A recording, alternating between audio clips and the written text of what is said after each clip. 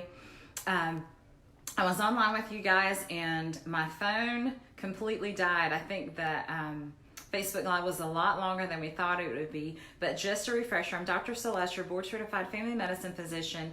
I help busy professionals find acute and chronic medical condition solutions via my telemedicine and virtual medicine program, as well as my concierge medicine program. So sorry about that, guys. I was on and answering a question when the phone died. So I wanted to finish answering that question. One of the things that I was sharing that we've been talking about your groceries and how to clean those, as well as the mask issue with the new report from the CDC, as well as how to properly handle your mail. So we have it in the first broadcast. If you missed that, please go back and get that. I wanted to answer that question, though. One of the things I was saying, because someone was asking me, should I wear a mask out all the time? And I would definitely say yes. We're doing that for two reasons. A lot of times people can release a respiratory droplet. There's more new information. This is a rapidly changing and evolving situation as we're having patients and getting our own data and combining that with the data that we're getting from overseas in China, as well as in Italy and other countries. Our scientists and physicians are combining that data to try and find out what is the best way to help mitigate the risk of spread of this disease throughout our country.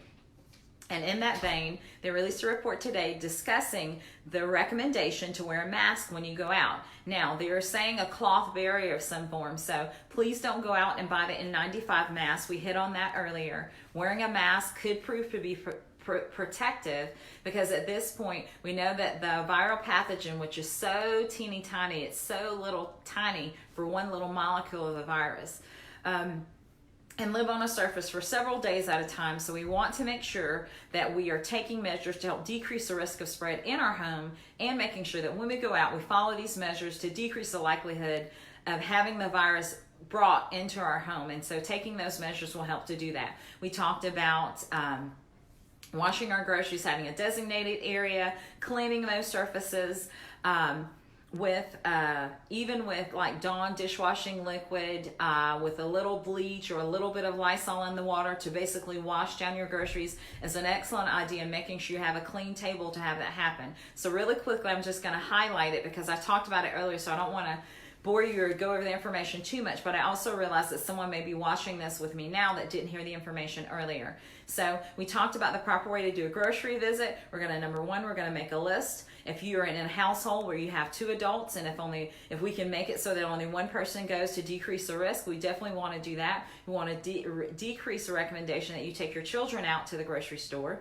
That's just increasing the risk of them touching other things. Children, they're children, so they don't understand to not touch other things, and you increase the likelihood they'll touch something and it can bring the virus back into your home. If you don't have a mask, you can put a protective covering over your nose and the mouth. Part of the reason that we're recommending you do that is because of knowing that the virus, or suspecting at this point that the virus can be spread when we talk even, or while we're breathing. We know that the virus sits mainly in your mouth or in the back of your throat. So covering that area decreases the likelihood of you spreading it to someone else, and it decreases the likelihood that you can get it or take it in from someone else. Our entry points, as we've gone over this before, our eyes, our nose, our mouth. We want to make sure that we're not touching these surfaces in places on our face while we're out. So if you don't have gloves, no problem. Just make sure you wash your hands when you come back in. Washing your hands is very important in a particular group of situations, and I'm going to hit that in just a moment. So the first thing you do when you come from the grocery store, you're going to wash our hands, put our groceries in a designated disinfectant table area, disinfect them. I would throw the plastic bags away. I definitely would not keep those in my home. If you did wear gloves to the grocery store, try and throw those away when you're outside of your home. The gloves are like a petri dish. That's why we as physicians are not recommending, hey, go out and buy a pair of gloves, because the thing about gloves is that once you've touched a surface, the virus can live on that surface, and so it's like a petri dish. And you have to be careful with how you handle it. When we do procedures, when we're in clinic and in the hospital, one of the first things we do after we take off the gloves is wash our hands to try and make sure that we don't have any kind of viral or bacterial pathogens on them. Now, after that, and you put the groceries away, you're going to make sure you wash all your veggies, your produce really well. Places that you want to make sure that times rather, that you want to make sure that you're washing your hands. Make sure you wash your hands every time before you eat. I can't tell you how important that is. That's an entry point. You don't want to have touched something or touched a surface and not done that. Every time you walk back in your house from being outside, even if you're in your backyard doing things, I would make sure that I wash your hands. The virus can live on surfaces, live on doorknobs for days at a time. You want to make sure that you don't bring it back into your home. In addition to that, you want to make sure after you cough or sneeze and after you use the restroom that you're washing your hands each time. Washing your hands as much as you can is the greatest way to help protect you from this, besides the social distancing. Now, and that brings me to the last point. We talked about making sure if you go out to the mailbox and get your mail, I would do the same disinfectant process that we do at the groceries, making sure, because we know that the virus can live on a paper surface for a number of days. So we want to make sure that we take this virus off of these surfaces. Most mail carriers are using gloves, but different people are opening and closing the mailbox. You just want to make sure you wash your hands when you come back in. Now, beyond that, one of the questions I was answering or sharing was that one of the safest people right now in America, and no matter what city or state that you're living in, are the people that have been staying inside, because they have not increased their risk of exposure to multiple people. There's a 14-day incubation period, and we know that. That is why we are sharing now about the importance of using that barrier, because we're now finding that there are some patients that have had it from being in close contact to someone. So that's why that 6 feet away is so important. So important.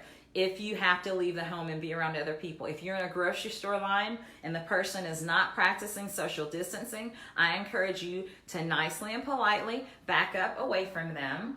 Explain that, hey, I'm practicing social distancing. Make that a natural part of your conversation and of what you're doing, at least for right now. That's definitely something that I do. And I'll just say, hey, no offense, but I'm practicing social distancing. And you don't need to social distance with the people, obviously, that are in your household, your immediate family. But definitely, we have concerns about this weekend and people going out, and it's Easter weekend, a very happy time. People are accustomed to getting together and celebrating Christ at this time, and I definitely understand that. I am a believer in the Lord Jesus Christ. I also believe that He gives us wisdom. I also believe that He wants us to use that wisdom. And in this vein, I would not encourage people to have gatherings, especially, and we're at a stay-at-home order here in the state of Alabama anyway, but I know that, we have ways to kind of work around that. I just want to encourage you to not do that, as when you do, whoever you're around, you're bringing home with you, whatever viruses and things that they were around, plus or minus COVID, you're bringing that home with you back into your house. That's what that's the mindset you have to have in looking at this. So with that, ladies and gentlemen, I think someone had one last question on the Facebook Live that was cut off earlier. And he asked if he should wear a cloth underneath the mask. Now, I definitely can't recommend that you do that as a physician when I don't know your medical history, and if you have some kind of lung issue that's going to impede you being able to do that. But what I would recommend, please don't go out and buy N95 masks. There are masks, like regular little plain surgical masks at some Walmarts and places like that. You may be able to find some, you may not. If you are not, don't freak out about that at all. Just get a bandana and wear it. Now, we don't recommend this, and we definitely don't like this as a form of personal protective equipment or PPE for people that are healthcare workers, because when you're a healthcare worker, you are seeing a number of people that are sick, or a number of people that are ill, or a number of people that could potentially have the virus. So you need the best level of protection that you can get. Most people that are just going out and doing the essentials, which is all what we should be doing at this point, have enough with just the covering there. And as long as you're doing the social distancing. So that's all I had to share, ladies and gentlemen. Let's see if we have another question. She said ibuprofen. She stopped it for Tylenol. Okay. Miss Lewis, she's asking me, she said, is it safe to take if I'm not symptomatic with any COVID symptoms? And that's Miss Lewis. And you have RA. So because you have the RA, Miss Lewis, I would encourage you to talk with your physician, because there may be some other factors that that come to play because you have rheumatoid arthritis. And in this platform, I'm talking about general measures, but yours, because of your history, is something that needs to be specifically answered by the physician based on what your history is. So that's not a question that I think I am comfortable to answer. You say you stopped it for over a week and Tylenol is not helping. Well, part of the reason the Tylenol is not helping, that is because arthritis, the anti-inflammatories is what generally will help with that condition. So I encourage you to reach out to your physician for a solution with that. If you're not able to get a telemedicine visit with them, I'm more than happy to do a visit with you to discuss that a little further and try and find another form of treatment. As I'm sure, but most places, most rheumatologists will have an algorithm or protocol for if you're unable to take one thing, you take something else. And without knowing what other medications that you're on, I encourage you to reach out to them for an answer to that. If you need a consultation, a private consultation, we're more than happy to do that. You can schedule an appointment on my site, which is listed in the text.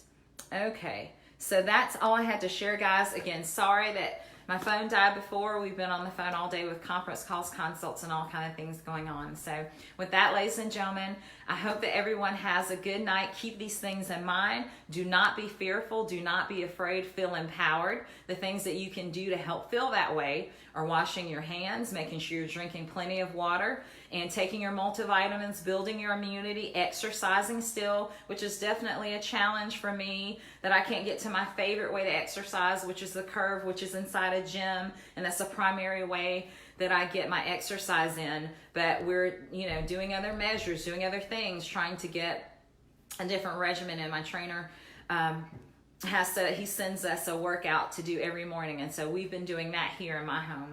But it's not the usual way I'm accustomed to working out, but I had to make an adjustment and pivot, and so that's what we've done. No big deal. We're continuing to build our immunity and decrease our risk of heart disease by continuing that exercise at this point and during this quarantine time, and I encourage all of you to do the same. So with that, ladies and gentlemen, again, the things that you can do to feel empowered and to not feel fearful, like this is something that has to have you, that is making sure that you're washing your hands, staying at home, practicing social distancing, that you are exercising, drinking at least 2 liters of water a day for women, 3 liters of water a day for men. That's a topic I go to in great detail in my new book, Vitality, which you're more than welcome to get a copy of that. That's on my site as well. But just some good ways on helping to build your immunity, including exercising, working out, and certain particular vitamins. So that's all we have to share. If you guys have any other questions, please feel free to leave those in the chat, and we'll update you guys. We'll see you guys on Sunday for another Facebook Live. Hope you guys are doing well and staying in great spirits. Being blessed. Bye-bye.